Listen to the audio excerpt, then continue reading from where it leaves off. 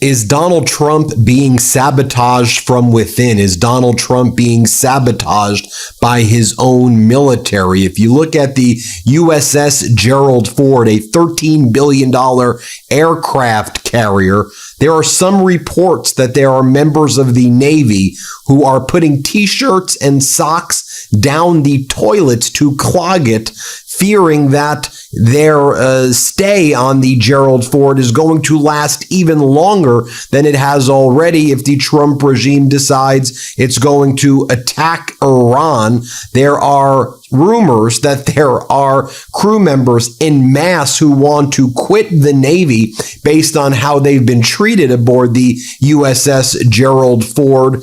And so there are two aircraft carriers that are in the Middle East region right now as Donald Trump threatens Iran. There's the Gerald Ford, and then there's the Abraham Lincoln carrier group. Now, the Gerald Ford has been at sea for approximately 242 days. The deployment has been extended twice now, and it's in the Middle East region again. It had to go stop at Greece recently because it had these plumbing and sewage issues, and specifically the vacuum-based sewage system keeps on being destroyed. And there are some people are saying, are members of the Navy intentionally clogging it, or is this $13 billion aircraft carrier just falling apart? I mean, you have former Colonel McGregor saying that his sources in the Navy are telling him that there's some intentional sabotage taking place, morale at an all-time low. And then there are other stories just that this aircraft carrier is breaking down. And we saw the Wall Street Journal reported earlier in the week as well how low morale is. The article from the Journal, missed funerals and blocked toilets. Iran deployment takes a toll on U.S. sailors. The aircraft carrier USS Gerald Ford's lengthy mission is causing strains for crew members and their family. And this comes at the same time. We have to wonder, is there sabotage from within? Remember how we reported last week that there were 2 weeks ago that the airspace was shut down in Texas because there was believed to be these lasers that were going to be used to shoot down cartel drones. And so the FAA had to shut down the airspace because the DOD or Department of Homeland Security was going to use its lasers to start shooting drones. It should also be noted, this is what happened last night, that the United States military lasers took down a border protection drone above the airspace in El Paso, Texas. Apparently, these lasers actually shot down a drone, which, I mean, is so dangerous. What if that would have shot down a commercial airliner? So you have that going on internally as well. Are these turf battles between agencies resulting in lasers shooting down drones over American airways? It's a total Trumpian mess right now. And I mean, just look at some of these images right here and you can see what the sewage looks like. The sewage is running through the decks of the USS Gerald Ford. Going back to that for a moment.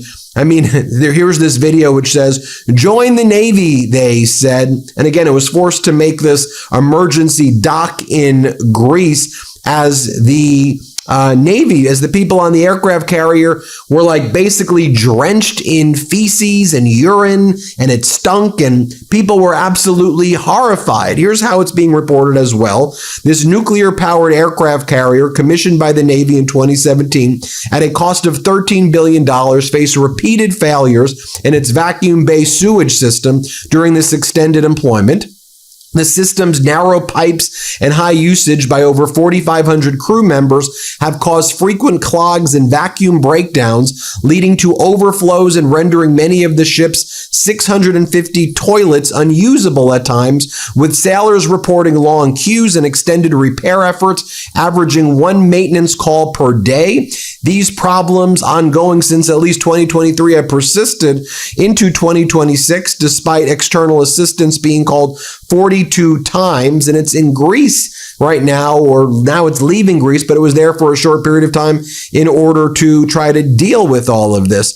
The USS has been at sea for 241 days. One of the things that we're hearing is people are missing births, missing their children's first step.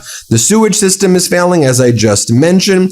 Crew members are telling reporters privately they want to quit the Navy. Morale is described in terms that defense journalists have not used since the Vietnam era reporting. This deployment is on track to reach 11 months. And again, trouble brewing on the USS Gerald Ford. Now, this comes at the same time. Iran sees what's happening. Iran sees that the plumbing in Trump's military doesn't even work. The sewage system is destroyed. And so in Geneva on Thursday, there were discussions about what was going to happen in Iran. And the U.S. basically demanded that Iran destroy its 3 main nuclear sites and permanently deliver its remaining enriched uranium to the United States.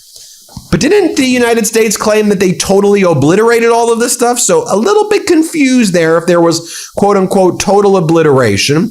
Iran responded yesterday by completely rejecting permanently zeroing enrichment, dismantling nuclear facilities, and transferring the uranium stockpiles to the United States. And as they say over here, it's going to get hot. Iran rejects the U.S. deal on the nuclear program. And the Wall Street Journal reports that the talks in Geneva resulted in nothing, which Iran says that's what they wanted. Tehran refused to transfer its enriched uranium stocks abroad, also opposing the halt of enrichment, the dismantling of nuclear facilities, and indefinite restrictions on its programs. Iran wouldn't even discuss dismantling ballistic missiles and stopping construction over the missiles. So the United States is in a very difficult situation as well, and they've been sabotaging themselves just with some of the missteps they made also. I mean, some of the things they've said publicly. So remember the interview that Tucker Carlson did recently with Mike Huckabee? Mike Huckabee is now the ambassador to Israel. We played some of that interview as it relates to the Epstein files, when Huckabee said that he never even looked at it and doesn't know anything about the Epstein files at all. And Tucker, to his credit, was like, but you realize that there were all these people like Ehud Barak, the former Israeli prime minister. There's lots of connections here. So as the ambassador, it doesn't interest you that there are these, very serious accusations being made against leaders in Israel. And Huckabee's like, I never read these things. I don't ever read it. But a statement that Huckabee made that has further entrenched opposition to the U.S. being able to use any Air Force bases or any land of, kind of former allies in the Middle East, whether it's, Saudi Arabia, whether it's, Qatar, whether it's United Arab Emirates, or really using it the way they did before, is Tucker asked Mike Huckabee, so based on your reading of the Bible, do you believe that Israel should be able to claim all of the Middle East and not just the land it currently has, but it should be able to have UAE, Saudi Arabia, Qatar, Iran, Afghanistan, everything? Does it all belong to Israel? Basically is what Tucker Carlson asked. And Mike Huckabee said, yeah, Israel should have all of it. They should have all of it. So that statement also now has led lots of Middle East countries to now say to Trump, even though we weren't even thinking about letting you use our airspace and anything before, because this mission against Iran or this attack on Iran is a U.S. and Israel-led attack, we're not going to let you utilize any of our land or any of our resources. This is what went down on Tucker, just so you could see it for yourself. Here, play this clip. Israel is a land that God gave through Abraham to a people that he chose. It was a people, a place, and a purpose. We can look at it that way. Christian Zionism, I want to go back because that's where we started. I'm not going to let you off on this because you have said it 3 times that God gave this land to this people. And so it is entirely fair for me with respect to ask, what land are you talking about? Because I just read Genesis 15, as I have many times. Mm-hmm. And that land, I think it says, from the Nile to the Euphrates, which is, once again, basically the entire Middle East. So God gave that land to his people, the Jews, or he didn't. You're saying he did. What does that mean? Does Israel have the right to that land because you're appealing to Genesis. Yeah. You're saying that's the original deed. It would be fine if they took it all. So by now you know that we've been reporting a whole lot on the Trump administration scrapping the endangerment finding. This is something that we can't just let drift out of the news cycle, so give me a minute to highlight some important info. So I want to flag a new analysis from the Harvard Chan School of Public Health on why this all matters so much. The endangerment finding was the legal and scientific basis that allowed the EPA to regulate greenhouse gases under the Clean Air Act. Back in 2009, the government determined that gases like carbon dioxide and methane threatened public health and future generations.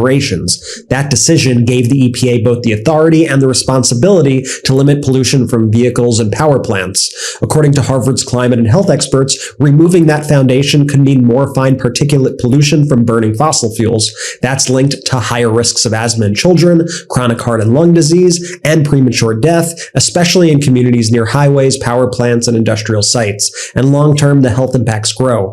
Hotter days are tied to more hospitalizations and preterm births. Warmer conditions worsen ozone pollution. Wildfire smoke increases respiratory illness and mortality. And climate-driven storms can disrupt access to medical care. So yeah, this is a massive, massive deal. Harvard researchers warn that this rolling back puts real health protections at risk. Cleaner air has been tied to longer life expectancy and fewer asthma attacks in kids. So for all those Make America Healthy Again people, this totally flies in the face of that promise. This is why it's so important that we keep making noise about this and push for future administrations to restore the finding. So I want to hear from you. Leave a comment. Tell us what you think about this decision by the Trump administration. I want to hear your thoughts on these reports that we're doing on climate issues, how Trump's destruction of climate policy has affected your health, your electricity bills, jobs in your communities. I want to hear all of it. So again, make your voice heard in the comments now. Ben, back to you. And here's what we're seeing as well. This was reported in the New York Times. Despite the ongoing buildup of air defense systems, military aircraft, and munition at bases across the Middle East, which has stretched on now for several weeks, officials believe that the Pentagon still does not have the forces or munitions needed for an extended bombing campaign against Iran. 7 to 10 days is about how long the American military position in the region could continually carry out strikes, according to one U.S. military official who spoke to the New York Times. So they're leaking from the inside as well. So you may have, kind of rank and file members of the Navy. Some suggest are sabotaging the Gerald Ford internally, although there's, the commanders aboard deny that, but it's possible that that's happening. And Colonel McGregor says that's what he hears happening. But, that's what they're saying. But we know for a fact there were these leaks taking place, and I'm not referring to just the sewage leaks with the feces all over the floor and the urine all over the floor in the Gerald Ford. I'm talking about leaks from top-level military people who are saying, we don't have the resources for more than 10 days, and normally the U.S. would rely on allies, whether it's allies in the Middle East, allies in Europe, Canada, Australia, other countries. No one wants to help the U.S., and Donald Trump knows that. So that's one of the reasons why Iran was able to so easily just reject what the United States was saying. Iran's like, you don't have the cards to tell us anything. You've isolated and alienated yourself at the United Nations. You don't have any negotiating power over us. But what I think is fascinating as well is not only was there not peace, or there was no deal that was made from the meetings in Geneva between the U.S. and Iran, but another war broke out, a war between Pakistan and Afghanistan. So late yesterday, Pakistan's defense minister announced Pakistan was officially at war with Afghanistan and said that Afghanistan and the Taliban have now become a colony of India. And so Pakistan struck Kabul, and there was, there's an ongoing war, right now as of this recording. And it's also a proxy war regarding Pakistan's war with India. So now we're going to see, is India going to retaliate? Is there going to be another war? And is Trump now going to claim that somehow he stopped other wars from taking place just because the wars began when he was in office? There is a statement that was made by the head of by some of the leadership on the USS Gerald Ford. Here's what they said. Gerald Ford departed the naval station Norfolk, Virginia on June 24th, 2025. It's been gone for a long time. Since that time, the Ship and Carrier Strike Group 12 have continued to operate at a high state of readiness. Navy leaders acknowledge that extended time away from families carriers real and measurable sacrifice. Extended deployments demand endurance, said Admiral Darrell Caudle, Chief of Naval Operations. They ask sailors to miss births, anniversaries, and everyday moments at home. They ask families to shoulder additional responsibility. That sacrifice is real, and we don't take it lightly. The nation relies on these sailors to remain forward and ready, and they continue to meet that responsibility with professionalism and pride. Caudle emphasized that sustained readiness begins with people and empowering them to succeed. The morale aboard Gerald Ford remains strong because leadership is engaged, systems are operating, and sailors understand the importance of their mission. The crew is experienced, disciplined, and committed to one another. That cohesion matters during long deployments. But in any event, it seems internally that there is a lot of objection to what is taking place right there. So this is what happens as a result of Donald Trump's awful foreign policy, his awful leadership, not paying attention to detail. And didn't the military take $1 trillion of our tax dollars? And still you have this issue with the vacuum-based sewage system spewing all the literal crap, the feces and the urine all over the ship. You have that taking place still to this day. That's why I think there's some suspicion. Is it truly the sewage system, or is it some of the members of the Navy right there who don't want to be there, who want to go back home, who don't want to go to war?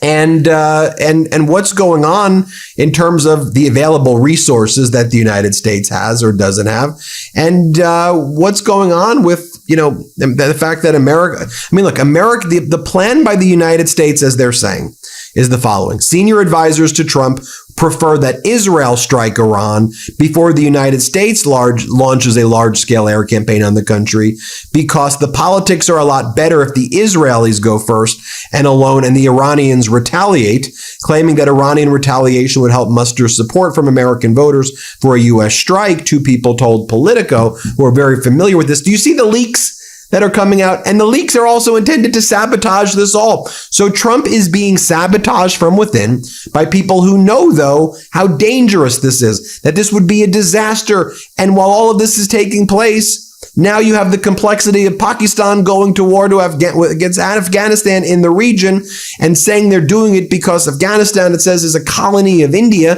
So now that potentially creates another war between India and Pakistan, potentially.